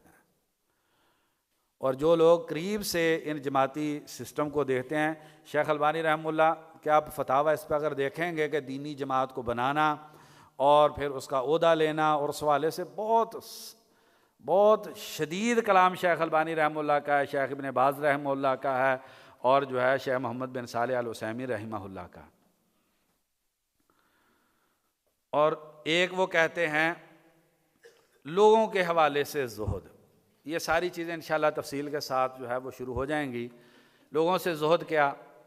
پہلی کہ میل ملاقات بہت محدود رکھا جائے، میل ملاقات بہت جو ہے وہ محدود رکھا جائے۔ ٹھیک ہے اپنی جگہ پر یہ بات کہ جو مومن لوگوں سے ملتا ہے تو وہ بہتر ہے اس سے جو تنہائی میں رہتا ہے، لیکن بقدر ضرورت آپ نے دعوت کا کام کرنا ہے، جس قدر آپ دعوت کے کام میں مصروف ہیں اسی قدر آپ لوگوں کے ساتھ رہیں۔ لیکن یہ جو ہوٹلنگ ہو رہی ہے، اور اللہ تعالیٰ معاف کرے میں اپنی مثال دیتا ہوں، بسا اوقات جو ہے وہ میں 200 کلومیٹر کا فاصلہ طے کر کے جاتا ہوں صرف کسی بھائی کی دعوت کھانے کے لیے۔ تو علماء زہاد تو اس طریقے کی ان کی زندگی نہیں تھی۔ لوگوں سے میل ملاقات جو ہے اس کے اندر جو ہے وہ زہد اختیار کرنا، اور لوگوں کے پاس جو چیزیں ہیں ان کے حوالے سے زہد کو اختیار کرنا۔ ابن القیم رحمہ اللہ نے غالباً بدائع الفوائد میں یہ نقل کیا ہے کہ آدمی زیادہ کھاتا ہے تو دل سخت ہو جاتا ہے۔ شیخ خالد بن عثمان السبت کہتے ہیں، ترتیب سے ہٹ کے باتیں کوئی مسئلہ تو نہیں ہے نا؟ جی اجازت مل گئی ہے۔ تو ابن القیم رحمہ اللہ فرماتے ہیں کہ جو زیادہ کھاتا ہے اس کا دل سخت ہو جاتا ہے۔ شیخ خالد عثمان سبت حافظہ اللہ کی جو کتاب ہے اعمال القلوب، اس کے مقدمہ میں لکھتے ہیں کہ جو آدمی 3 وقت کا کھانا پیٹ بھر کے کھاتا ہے، یہ انسان طالب علم نہیں ہو سکتا۔ یہ ممکن نہیں ہے کہ انسان طالب علم ہو۔ کیوں؟ کھانا کھانے سے دل سخت ہوتا ہے۔ جو آدمی پیٹ بھر کے کھانا، اس کا یہ مطلب نہیں کبھی پیٹ بھر کے کھایا نہیں جا سکتا۔ یہ جو باتیں ہوں گی یہاں پر اغلبی انداز کی ہوں گی، تفاصیل ہم جو ہے وہ انشاءاللہ جب باب متعلقہ آئیں گے تو اس پہ بات کر لیں گے۔ دوسرا فرماتے ہیں کہ زیادہ سونے سے دل کو غفلت ملتی ہے، دل غافل ہو جاتا ہے۔ زیادہ ہنسنے سے دل مردہ ہو جاتا ہے۔ جو یہاں پر بات کر رہے تھے، زیادہ میل ملاقات کرنے سے نقصان ہوتا ہے اور ذہنی انتشار پیدا ہوتا ہے۔ تو یہ بھی ایسے ہی نہیں بے مقصد ملاقاتیں۔ ہمارے اصلاح کے پاس تو وقت ہی نہیں تھا، یہ پہلا باب جب ہم پڑھیں گے اس سے کچھ نہ کچھ انشاءاللہ ہمیں اندازہ ہو جائے گا۔ تو دوستیاں، یاریاں، یارانے، میل ملاقاتیں، ہوٹلنگ، تو ان ساری چیزوں سے زہد ہونا چاہیے۔ ہم نے صرف زہد یہی سمجھ لیا کہ زہد یہ ہے کہ بس جو ہے نا وہ پیسے کے حوالے سے جو ہے وہ زہد کر لیا جائے، نہیں۔ لوگوں سے میل ملاقات، لوگوں کے ساتھ تعلقات رکھنے میں، جہاں پر الحب فی اللہ عبادت ہے، بلکہ عبادت کا اعلیٰ ترین معیار ہے، اور اس کے بارے میں بہت زیادہ فضائل آئے ہیں۔ تو اس کے لیے یہ ضروری نہیں ہے کہ جیسے آپ اللہ کے لیے محبت کرتے ہیں آپ اسے بہت زیادہ ملیں۔ امام احمد رحمہ اللہ فرماتے ہیں ہمارے کئی بھائی ایسے ہیں جن سے ہم سال میں ایک مرتبہ ملتے ہیں، وہ ہمیں زیادہ محبوب ہیں بنسبت ان کے جو ہمارے وہ بھائی ہیں جن سے ہم روزانہ ملتے ہیں۔ جی ایک اور چیز، زہد فی الصور، تصویروں میں زہد، یہ بھی بہت مشکل مسئلہ ہے زہد کا۔ کیا مطلب ہے؟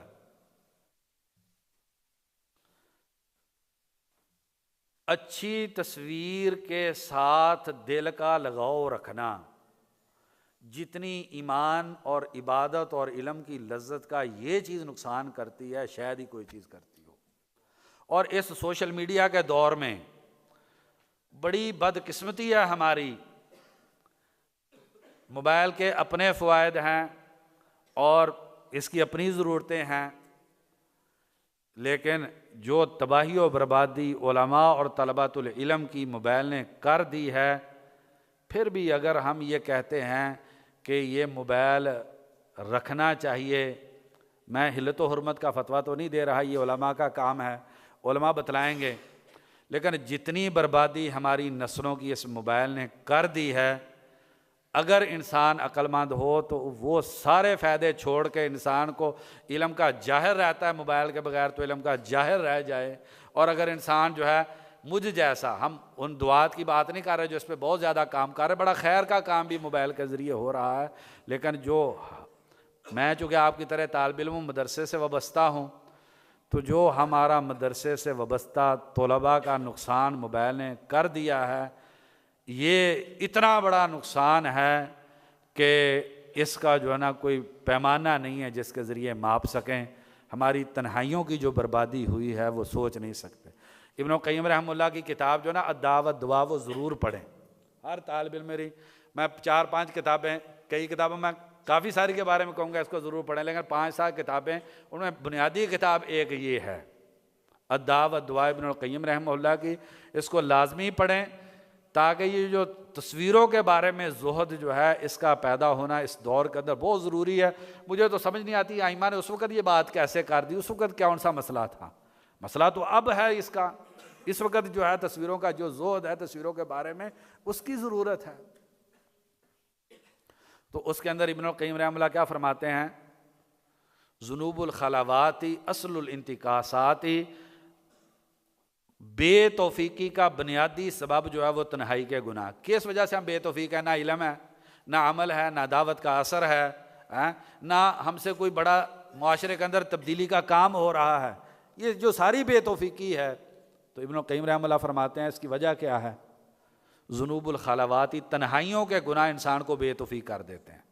دیکھیں انسان یعنی اتنا بھی عاجز ہو جاتا ہے، اس قدر بھی انسان لاچار اور فالج زدہ ہو جاتا ہے کہ ادھر قرآن مجید پڑھا ہوا ہے اور انسان اس کو اتنا لاچار ہے انسان، اور اس قدر انسان فالج زدہ ہو گیا ہے اس دور میں کہ وہ قرآن مجید اٹھا کے پڑھ نہیں سکتا۔ موبائل نے کیا کر دیا؟ اور اس سے بھی بڑا انسان اس قدر لاچار طالب علم ہو گیا ہے کہ زبان ہلانے کے لیے تو کسی طاقت کی ضرورت نہیں ہے، اللہ کا ذکر انسان نہیں کر پاتا، اس قدر ہم جو ہے وہ فالج زدہ ہو گئے ہیں۔ تو بہرحال یہ تصویروں کے حوالے سے اپنی تصویریں بنانا، اور اب دیکھ لیں اجازت علماء نے دی تھی اس لیے کہ دعوت کا کام ان تصویروں کے ذریعے کریں گے، اجازت تو اس لیے دی تھی، لیکن پتہ نہیں وہ کون سے عظیم لوگ ہیں جو دعوت کا کام ان تصویروں کے ذریعے کر رہے ہیں۔ ہم تو طالب علم مدرسے میں رہتے ہیں، ہم تو دیکھتے ہیں طلباء کو وہ پوز بنا کے، فیشن کر کے، الٹی مانگیں نکال کے، ننگے سر ہو کے، آوارہ مزاجی کا مظاہرہ کرتے ہوئے کہیں سیر کرنے گئے ہیں۔ یہ سیر بھی ایک عجیب چیز بن گئی ہے اب ہماری زندگی کے اندر، یہ بھی جو ہے وہ علماء کی زندگی کا بھی حصہ بن گئی ہے۔ ہمارے اسلاف کی زندگی میں تو کوئی سیر ویر نہیں ہوتی تھی یہ۔ تو یہ تصویریں ہم جو بناتے ہیں، وہ تصویریں جو ہم بھیجتے ہیں، اور جو تصویریں دیکھی جاتی ہیں، تو یہ ایک علیحدہ مصیبت ہے۔ اور جو گندی تصویریں ہم خود دیکھتے ہیں، وہ خبروں کے نام پر ہوں، وہ ٹھٹھے مذاق کے مزاحیہ پروگراموں کے نام پر ہوں، وہ گندی فلموں کے نام پر ہوں، اب تو ایسے بھی مشکل لگتا ہے۔ تھوڑا سا میری طبیعت میں مبالغہ، آپ اس کو بیلنس کر لیجیے گا خود ہی ہیں، کہ شاید ہی دیندار لوگوں کا بھی 1% گھر ایسے باقی بچ گئے ہوں جس گھر کے اندر فلم یا گانا یا ڈرامہ نہ چلتا ہو۔ میں تفصیل نہیں آپ کو بتا سکتا کیونکہ ایسی جگہ پر بیٹھے ہیں، اور آگے سے یہ مصیبت ہے جس کے اندر ریکارڈنگ ہو رہی ہے۔ اگر یہ ریکارڈنگ نہ ہو رہی ہوتی تو کچھ چیزیں آپ کو میں بتا بھی دیتا۔ یعنی 1% دیندار لوگوں کی میں بات کر رہا ہوں، بے دینوں کی بات نہیں کر رہا۔ 1% دیندار لوگوں کے گھر ہوں جہاں پر فلمیں نہیں دیکھی جاتی، گانے نہیں سنے جاتے، وہاں پر ڈرامے نہیں دیکھے جاتے۔ یہ ترکی کا ڈرامہ جو ایسے نے تو بیڑا غرق کر کے رکھ دیا ہے، اور اسی طریقے سے جن کو یہ اسلامی موویز کا نام دیا جاتا ہے، تو بھئی بتائیں یہ تصویروں کے پتہ نہیں انہوں نے کس اعتبار سے یہ بات کی تھی کہ تصویروں کا زہد ہونا چاہیے۔ جی بقیہ چیزیں چھوڑ دیتے ہیں کیونکہ مقدمہ جو ہے نا پھر کافی لمبا ہو رہا ہے اس والے سے۔ تو زہد کے 2 درجے ہیں۔ پہلا درجہ وہ زہد کا ہے دنیا کی رنگینی میں زہد کو اختیار کرنا، اور یہ چھوٹا درجہ ہے۔ کیوں؟ وَمَا أُوتِيتُم مِّن شَيْءٍ فَمَتَاعُ الْحَيَاةِ الدُّنْيَا وَزِينَتُهَا وَمَا عِندَ اللَّهِ خَيْرٌ وَأَبْقَىٰ۔ انسان اچھا لباس پہننا حرام نہیں ہے، اچھا کھانا حرام نہیں ہے، اچھا گھر بنا لینا حرام نہیں ہے، لیکن ان کو چھوڑنا زہد ضرور ہے۔ اچھا نہ پہنا جائے، وہ حدیث کے آپ پر نعمت کا اثر نظر آئے، اس کو ہم نے یوں دلیل بنا لیا کہ اب ہم ہمہ وقت سوٹڈ بوٹڈ ہو کر اور واسکٹ لگا کر رہتے ہیں۔ جی نبی صلی اللہ علیہ وسلم وفد سے جب ملتے تھے تو ایسا لباس پہنتے تھے۔ ذرا پرسنٹیج تو نکال لینا زندگی کے نبی صلی اللہ علیہ وسلم کے، جب سے نبوت ملی ہے 23 سالوں کی پرسنٹیج اور نسبت نکالیں، کتنے دن آپ صلی اللہ علیہ وسلم نے ایسا لباس پہنا جو وفد کے لیے تھا، اور کتنے دن جو آپ صلی اللہ علیہ وسلم نے دوسرا لباس پہنا ہے۔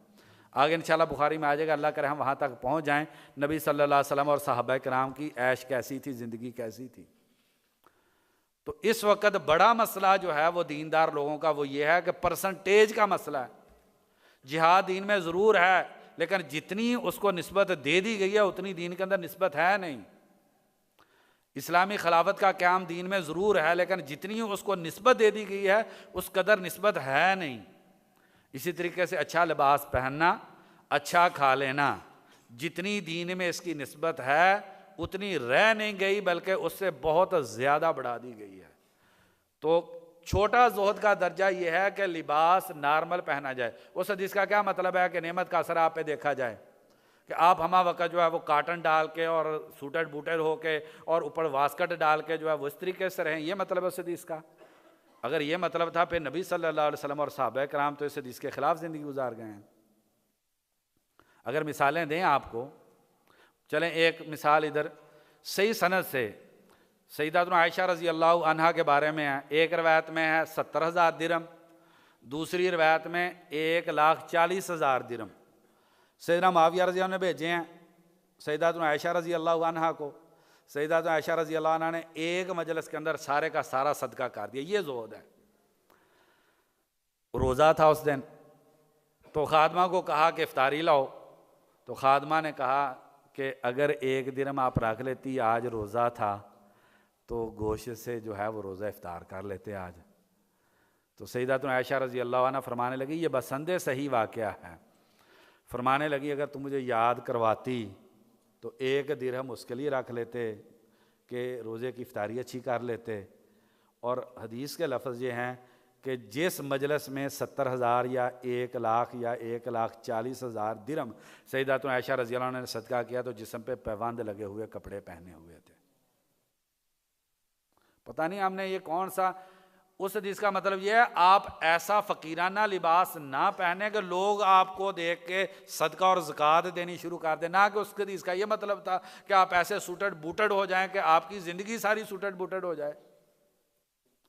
کیونکہ یہ مفہوم صحابہ تابعین اور محدثین کی زندگی کی روشنی میں یہ معنی اس حدیث کا بنا نہیں سکتے ہم. تو یہ زہد ہے. کس میں؟ لباس میں سادگی اختیار کی جائے. زیادہ اچھا لباس پہنتے ہیں تو دونوں چیزیں ہیں. ابن القیم رحمہ اللہ اور ابن حجر رحمہ اللہ نے کہا الظاہر عنوان الباطنی، جیسا آپ ظاہر بنا کے رکھتے ہیں آپ کا دل ویسا ہے.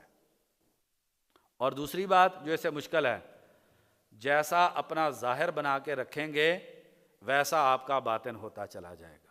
اگر زیادہ اچھے کپڑے پہنیں گے، اگر زیادہ اچھے کھانے کی روٹین بنا لیں گے، آپ زیادہ اچھے گھروں کی آپ جو ہے وہ مسئلہ کرنا شروع کر دیں گے تو آپ کا باطن جو ہے وہ لازمی طور پر دنیا زدہ ہو جائے گا.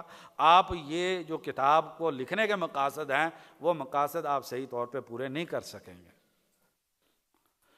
کھانا اچھا کھا سکتے ہیں، گوشت بھی کھائے، نبی صلی اللہ علیہ وسلم نے کھایا، حرام نہیں ہے صوفیہ کی طرح کہ بالکل کھا نہیں سکتے ہیں. پیٹ بھر کے بھی کھا سکتے ہیں، لیکن بات کر رہے تھے شیخ خالد السبت کی کتاب اعمال القلوب، کہتا ہے 3 وقت جو آدمی پیٹ بھر کے کھائے کھانا اور طالب علم ہو، یہ ممکن نہیں ہے. کیوں؟ کیونکہ امام شافعی رحمہ اللہ فرماتے ہیں میں نے 16 سال میں 1 مرتبہ پیٹ بھر کے کھانا کھایا. ابھی یہ حدیث آ جائیں گے انشاءاللہ. تو مقدمہ جو ہے نا میرے خیال مغرب تک ہم مکمل کر لیتے ہیں، پھر مغرب کے بعد انشاءاللہ. تو کہتے ہیں 16 سال میں امام شافعی رحمہ اللہ، ان کو نہیں پتہ ہے ساری حدیث کا. نبی صلی اللہ علیہ وسلم نے بکری کی دستی کھائی، بالکل کھائی، کھانی چاہیے، کوئی حرج نہیں ہے، اور یہ دین کے خلاف نہیں ہے، یہ زہد کے خلاف نہیں ہے. لیکن روٹین نہیں یہ ہونی چاہیے کڑھائیوں کی، ہوٹلنگ کی، اور انسان کی یہ زندگی بن جائے دعوتوں پہ دعوت. جو ہے اب ہماری تو یہی زندگی بن گئی ہے. تو 16 سال میں 1 مرتبہ پیٹ بھر کے کھانا کھایا اور فرمانے لگے پیٹ بھر کے کھانا کے ایک قول میں 5 خرابیاں بیان کی اور دوسرے میں 6 خرابیاں بیان کی. پہلی کہا کہ یسکل البدن، بدن بھاری ہو جاتا ہے، ہلکا پھلکا بدن نہیں رہتا، چستی بدن کے اندر نہیں رہ جاتی. یہ تو ہماری عقیدے کا مسئلہ تھا. قحطانی نے نونیہ جو مرتب کیا ہے عقیدے کا، اس کے اندر کیا لکھا؟ فجسوم اہل العلم غیر سمانی. علماء کا یہ شعار تھا، دور سے دیکھ کے پتہ چلتا تھا یہ مدرسے کا طالب علم ہے. کس سے؟ باقی معاشرے کے لوگ موٹے ہوتے اور طالب علم جو ہوتے تھے علماء کیا ہوتے تھے؟ بھوکے کاٹنے کی وجہ سے وہ پتلے ہوتے تھے. تو یہ قحطانی رحمہ اللہ نے نونیہ کے اندر ذکر کیا ہے فجسوم اہل العلم غیر سمانی. علماء کے جسم موٹے ہوتے نہیں، کھانا ہی نہیں کھانا، موٹے کدھر سے ہونا؟ ہاں فطری کوئی موٹا ہے تو وہ ٹھیک ہے. آگے امام بخاری رحمہ اللہ بھی اس طرح کی بات جو ہے وہ کتاب الرقاق کے اندر لائیں گے. کافر 7 آنتوں میں کھاتا، مومن 1 آنت میں کھاتا. ہم کتنی میں کھا رہے ہیں؟ بخاری شریف کی حدیث ہے نا. تو کہتے ہیں بدن میں سستی پیدا ہوتی ہے. بات کو مکمل کریں. دل سخت ہوتا ہے. آپ کھانے زیادہ اچھے کھائیں گے اور آپ کہیں گے کہ آپ کے دل کے اندر جو ہے وہ امام احمد اور امام بخاری جیسا نور ہوگا اور دل کے اندر وہی رقت ہوگی تو ویسا آپ کا زہد بن جائے گا، تو مشکل ہے، دل سخت ہو جائے گا. تیسرا فرماتے ہیں ذہانت کمزور ہوتی ہے. شیخ البانی رحمہ اللہ کے حالات پہ محمد بن ابراہیم ان کے شاگرد ہیں کویت سے، حیات شیخ البانی رحمہ اللہ کے نام سے 2 جلدوں میں کتاب چھپی ہے، اس میں انہوں نے ذکر کیا، ضرور پڑھیں. شیخ البانی رحمہ اللہ 40 دن کہتے ہیں میں نے کھانا نہیں کھایا کسی وجہ سے. تو فرمانے لگے کہ مجھے محسوس ہوا کہ میرا حافظہ بہت تیز ہو گیا ہے.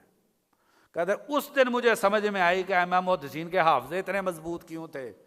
ہم نے یہ کھابے کھا کے جو نا اسلام آباد کے ہوٹلوں کی اور یہ بریانی اور چرگے اور یہ جو ہے نا فوڈ سٹریٹ اور اسی طریقے سے جو ہے نا باربیکیو، دماغوں پہ چربی اتنی چڑھ گئی ہے، حافظہ کدھر سے آنا ہے ہمارا. تو شیخ البانی رحمہ اللہ کہتے ہیں تب مجھے پتا چلا کہ محدثین کے حافظے اتنے مضبوط کیوں تھے. بھوک جو ہے وہ حافظے کو مضبوط کرتی ہے. اور امام شافعی رحمہ اللہ کہتے ہیں پیٹ بھر کے کھانا کھانے سے یزیل الفتنہ، انسان کی ذہانت جو ہے وہ ختم ہو جاتی ہے یا کمزور ہو جاتی ہے. ساجی سبق یاد نہیں رہتا، ہر وقت جو ہے نا وہ چرگے چڑھے ہوئے ہیں. ساتھ کہتے ہیں کہ عبادت سے انسان کمزور ہو جاتا ہے. تو کھانے کے بارے میں زہد، لباس کا زہد اور مکان کا زہد. آگے بخاری کے اندر حدیث آ جائے گی کہ انسان کو ہر خرچہ کرنے پہ اجر ملتا ہے سوائے اس پیسے کے جو انسان بلڈنگ پہ لگا دیتا ہے. اب ماشاءاللہ ایک اگر آپ ہماری جماعت کے عظیم عالم دین مولانا عبد الرحمن ضیاء حافظہ اللہ اور مولانا رفیق اسری رحمہ اللہ وہ فوت ہو چکے ہیں، ان دونوں کے گھر جا کے دیکھیں تو آپ کو پتہ چلے گا کہ یہ دیندار لوگوں کا گھر ہے. ضرور دیکھیں گھر جا کے آپ ان دونوں بزرگوں کے. اور مجھ جیسے کا گھر دیکھیں گے تو وہاں سے طالب علم کی تربیت کیا ہوگی؟ ٹھیک ہے، علماء نے اس حدیث کی وضاحت میں یہ بات ضرور لکھی ہے کہ چلیں بعد میں پھر جو اس موقع پہ کر لیں گے جی. دوسرا وہ کہتے ہیں زہد یہ ہے کہ لوگوں کی تعریف، شہرت اور عہدے کے حوالے سے جو ہے وہ زہد اختیار کیا جائے، اور کہتے ہیں یہ درجہ صرف انہی کو ملتا ہے جنہوں نے اپنے دل صرف آخرت کے لیے خالص کر لیے ہوتے ہیں. اور یہ یوسف بن اسبات رحمہ اللہ کا قول ہے، الزہد فی الریاست اشد من الزہد فی الدنیا، دنیا میں زہد سے زیادہ مشکل زہد جو ہے وہ عہدوں کا زہد ہے. سفیان ثوری رحمہ اللہ فرماتے ہیں میں نے بہت ساری چیزوں میں لوگوں کو زہد کرتے ہوئے دیکھا ہے سوائے عہدوں کے. عہدوں میں آ کے بڑے بڑے زاہدوں کو دیکھا ہے کہ وہ آلودہ ہو گئے ہیں.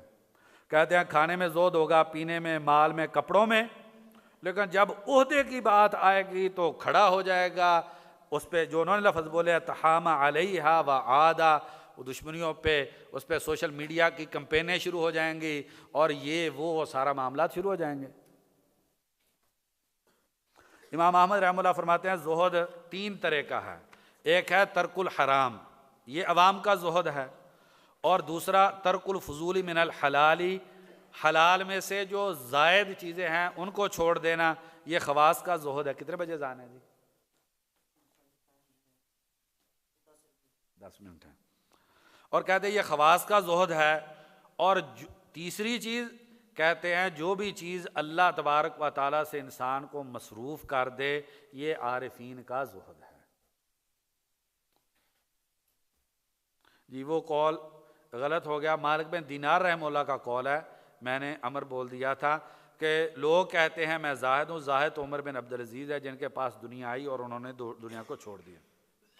امام ابو داؤد رحمہ اللہ فرماتے ہیں ہم امام احمد کی مجلس میں بیٹھتے تھے، ان کی مجلس آخرت کی مجلس ہوتی تھی، اور کہتے ہیں کہ اس کے اندر دنیا کی کوئی چیز کا تذکرہ جو ہے وہ نہیں ہوتا تھا. فلانے کی گاڑی ہے، یہ گاڑی مارکیٹ میں آئی ہے، ایسے ٹیوشنیں پڑھا کے اسلام آباد میں مدرسے میں رہتے ہوئے یوں پیسے کمائے جا سکتے ہیں. مدرسے میں رہتے رہتے یونیورسٹی سے M Phil P H D کر کے یہ میرا بچہ جو اس نے ایف ایس سی کی ہوئی ہے، ہم یہ تعارف کرواتے ہیں میرا بچہ جو ہے نا وہ اس نے کیا کیا جی ایم فل کیا ہوا ہے جی، میرا بچہ جو ہے نا جی اس نے ایم ایس سی باٹنی کی ہوئی ہے جی. یہ ہمارے تعارف ہو گئے ہیں. اب بچی کا جب رشتہ آتا ہے تو کیا بیان کرتے بچی کیا پڑھی ہے؟ یہ نہیں بتاتے کہ یہ مدرسے میں پڑھی ہے جی، اس نے ایم ایس سی کی ہوئی ہے، یہ کی ہوئی، اس نے کمپیوٹر سائنس کیا، پتہ نہیں کیا کیا مصیبتیں جو ہے وہ ہم نے کر لی ہیں، اور جو ہے اور کدھر کی طرف ہم کس طرح کی زندگی گزار رہے ہیں.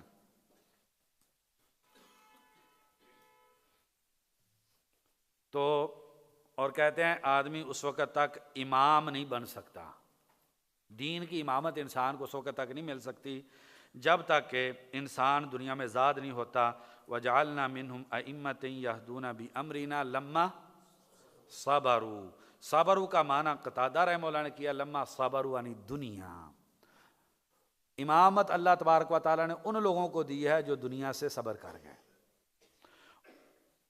اور سفیان ثوری رحمہ اللہ فرماتے ہیں کہ آدمی امام مقتدا نہیں بن سکتا یہاں تک کہ اپنے آپ کو دنیا سے بچا لے.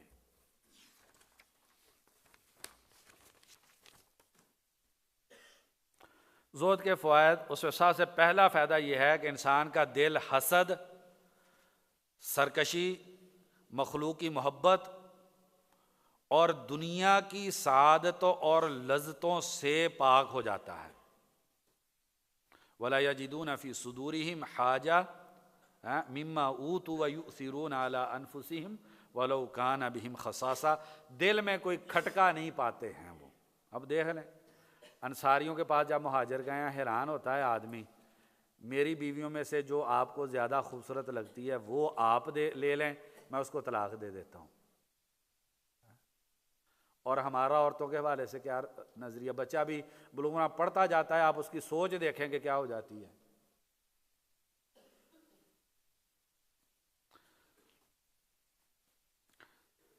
دوسرا فائدہ زہد کا یہ ہے کہ مصیبتوں کا کوئی وزن انسان کی زندگی میں نہیں رہ جاتا۔ سیدنا علی رضی اللہ عنہ فرماتے ہیں جو دنیا میں زاہد ہو گیا مصیبتیں اس پہ ہلکی ہو جاتی، اسے ٹینشن ہی نہیں کسی چیز کی، بلکہ آپ جب وہ ابن القیم رحمہ اللہ کا کلام پڑھیں گے تو مصیبت ان کے لیے تو وہ کیا ہو جاتی ہے، مصیبت تو ان کے لیے نعمت بن جاتی ہے۔ شیخ الاسلام ابن تیمیہ رحمہ اللہ فرماتے ہیں جنت کے کئی درجات ایسے ہیں انسان عبادت کر کے ان کو حاصل ہی نہیں کر سکتا، وہ مصائب سے صبر کر کے انسان حاصل کر سکتا ہے۔ اب دیکھیں نا نبی صلی اللہ علیہ وسلم ہے، ہاتھ میں اس کے جو نا تلوار ہے، وہ گردن پہ رکھ کے کہتا ہے میں یمنعو کا منی ہے، تو ہے کوئی ٹینشن؟ تیسرا فائدہ زہد کا یہ ہے کہ اس سے انسان میں حکمت پیدا ہوتی ہے۔ امام مالک رحمہ اللہ فرماتے ہیں جو بھی انسان دنیا میں زہد اختیار کرے گا اور متقی بن جائے گا، حکمت اس کی زبان پر چلے گی، اللہ تبارک و تعالی اس کو حکمت عطا کر دیں گے۔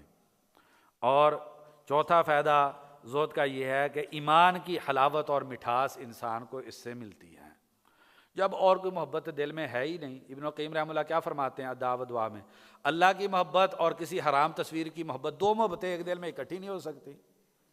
یہ کیسے ہو سکتا ہے کہ انسان کو گانے سے بھی محبت ہو، فلانی فلم سٹار سے بھی محبت ہو، پڑوسن سے بھی محبت ہو، چوک چراہے میں انسان نکل کے جو ہے آوارگی کرتا ہو وہاں پر بھی کسی عورت سے محبت ہو، اور اسلام آباد جیسی یہ میٹروپولیٹن جو سٹی ہے تو بیڑا غرق کر دیا اس نے لوگوں کی نیکی تقوی کا اور دینداری کا بیڑا۔